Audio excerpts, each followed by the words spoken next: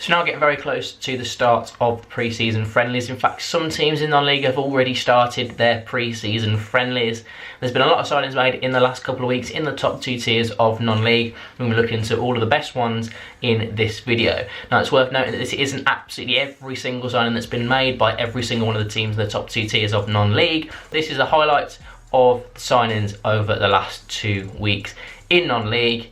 And yeah, we're going to be looking at all that in this video. If you want to find out information about transfers happening at a higher level in the Football League, Premier League, and also in European leagues and right across the world, then OneFootball is a great app to look at for that. They are sponsoring this video. They actually sent me this shirt with OneFootball on it and my name on the back as well. So that's pretty cool, and their app's pretty cool as well. Loads of information on there about all sorts of different things. As I said, transfers is an important part of the app at this time of year. It tells you about all the completed signings as well as ones that are transfer rumours. Give you some different information about all these rumours and the completed signings as well. This app has an average rating on Apple and Android of 4.7 and 4.8 out of 5, which is very good for an app, and there's been millions of people rating this app as well. So it's used by a lot of people and it's very popular for football, just for keeping you up to date in general. As we head into pre-season and into the season, you can find out all different information about all of these matches that are happening. You can tailor your notifications for these matches. Yeah, if you haven't downloaded the app already, then the link to download it will be in the top line of the description. Without any further ado,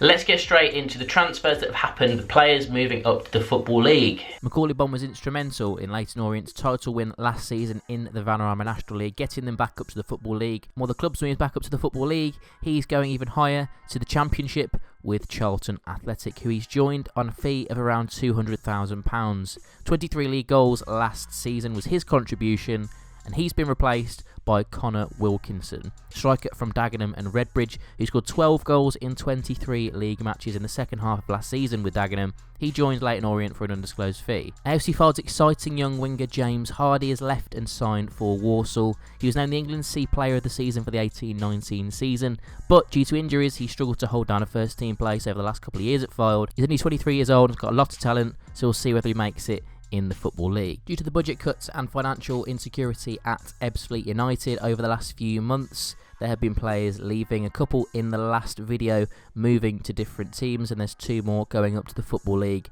in the last 2 weeks. Ebou Adams has left and signed for Forest Green Rovers on an undisclosed fee, and Corey Whiteley, a 27-year-old winger, has signed for Newport County. Also signing for Newport is Marvel Ekpateta, the 23-year-old captain of National League Southside Hungerford Town. Tom James, a 23-year-old defender who has joined Hibernian from Yeovil Town on an undisclosed fee. National League teams have been busy signing players in the last 2 weeks as we now head into pre-season.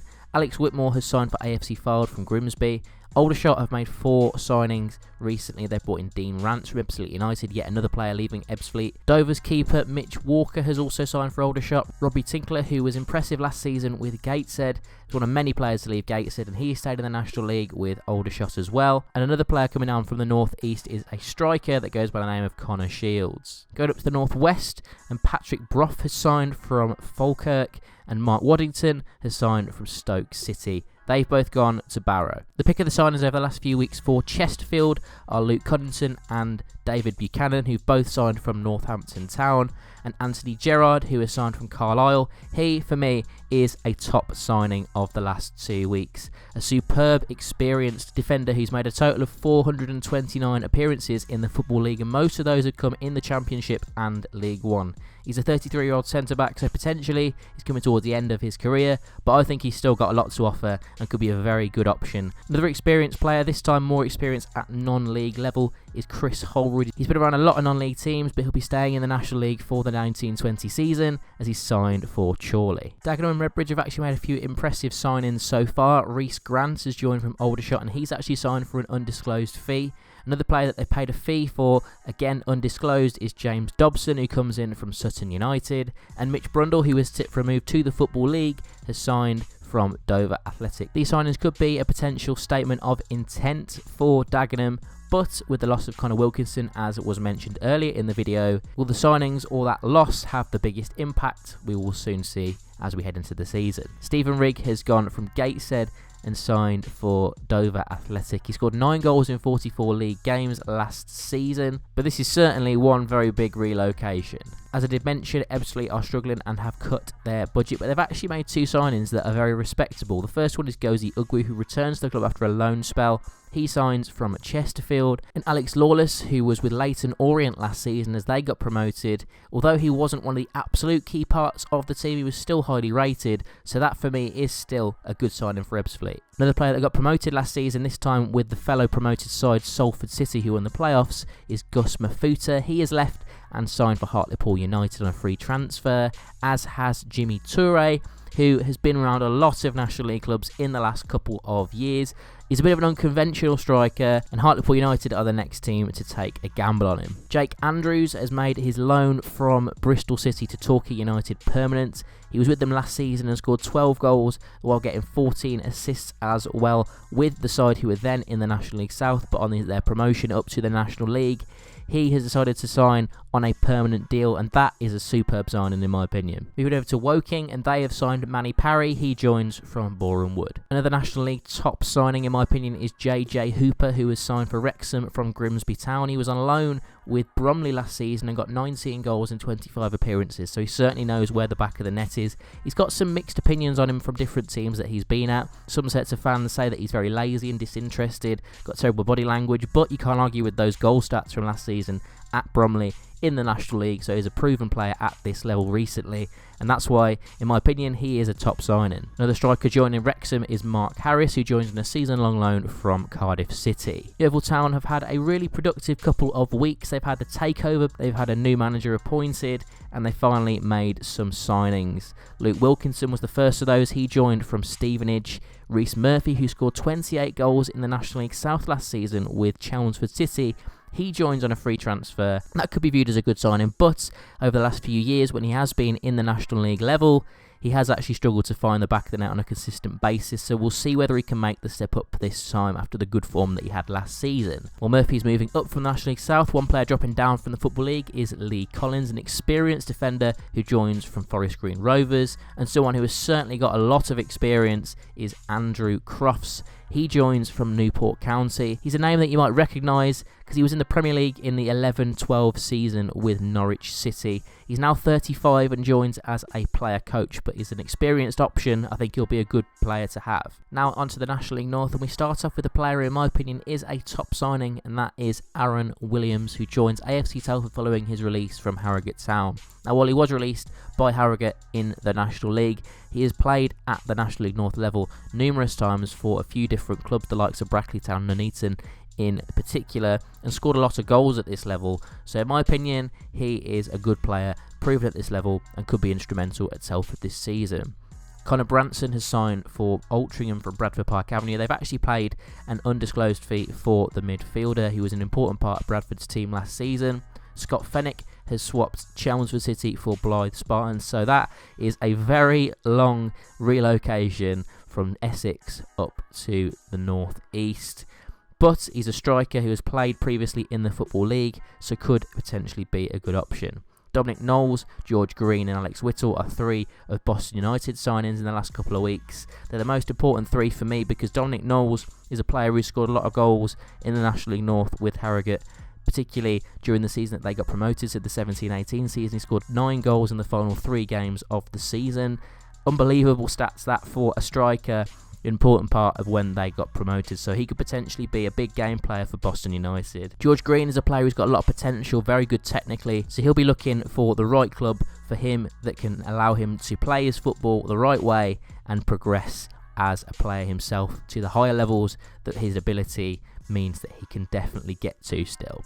Alex Whittle is a player who has played at that higher level with the likes of Forest Green in the Football League, but he's actually dropped down to Warrington Town last season and is now back in the National League North with Boston United. Brackley Town over the last couple of weeks had a terrible fire at their stadium, which has caused a lot of damage to their clubhouse and some of their facilities as well, which is terrible to see that happen. I'm hoping that the damage doesn't affect them too much as a football club and it hopefully can be sorted soon, but regardless, they've made 2 signings. Those 2 are Dan Holman, who joins from Kettering Town, and Thierry Ordell, who joins from Welling United. James Jones returns to Chester after a season with Salford.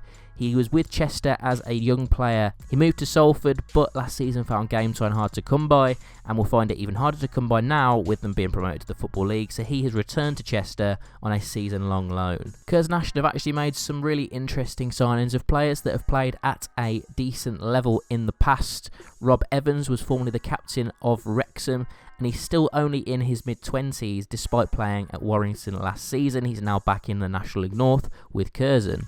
Also going to Curzon is Andy Halls. He's played in the National League and National League North for a few years now, so he's a good experienced option for the Nash. Following their promotion to the National League North, Farsley Celtic have signed a couple of players. Elliot Wynne and Tyler Walton both joined them. Gateshead have brought in Liam Agnew from Harrogate Town on a season-long loan, and Gloucester have brought in a pair from Weston-super-Mare.